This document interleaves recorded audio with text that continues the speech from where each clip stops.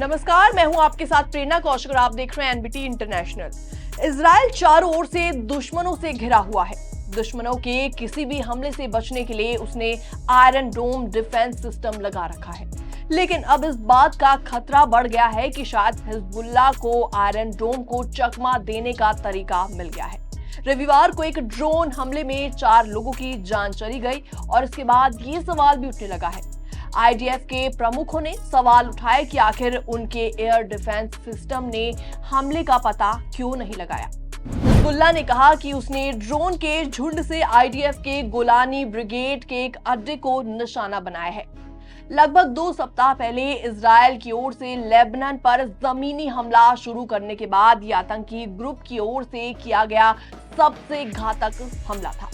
Israel के पास एक world class air defence system है जो कि अब तक उसके ज्यादातर हिस्सों को हमले से बचाता रहा है। इजरायली जांचकर्ता ये पता लगाने की कोशिश में लगातार जुटे हुए हैं कि आखिर आयरन डोम ने एक्शन क्यों नहीं लिया और साथ ही साथ हवाई हमलों के दौरान सायरन ने अलर्ट क्यों नहीं किया। आयरन ड्रोन उन रॉकेटों को रोकता है जो शहरी क्षेत्रों की दिशा में जा रहा होता है और इस डिफेंस सिस्टम से निकली मिसाइलें खतरे को हवा देकर तबाही कर देती हैं।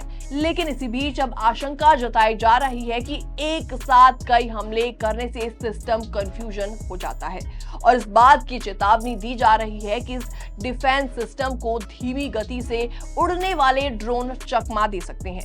इजरायली सेना के टॉप अधिकारियों ने उस बेस का दौरा किया जहां हिजबुल्लाह का हमला हुआ। ऐसे में इजरायली रक्षा मंत्री योव गैलेंट ने कहा कि सरकार इसका समाधान निकालने पर काम कर रही है।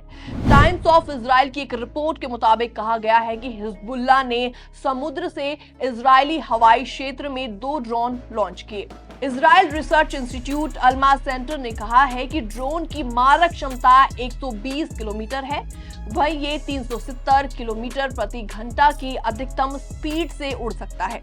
इसमें 40 किलोग्राम विस्फोटक ले जाने की क्षमता है और ऐसे में कथित तौर पर एक ड्रोन उत्तरी हाइफा बंदरगाह के करीब गिरा दिया था, लेकिन दूसरा ड्रोन बिना किसी वार्निंग के बेस में गिरा। फिलहाल इस वीडियो में बस इतना ही, लेकिन ये खबर देखने के बाद आपका क्या रिएक्शन है आप भी हमें जल्दी से कमेंट सेक्शन में कमेंट करके जरूर बताएं। बाकी वॉर से जुड़ी छोटी और बड़ी खबरों को देखने के लिए जरूर सब्सक्राइब करें एनबीटी इंटरनेशनल।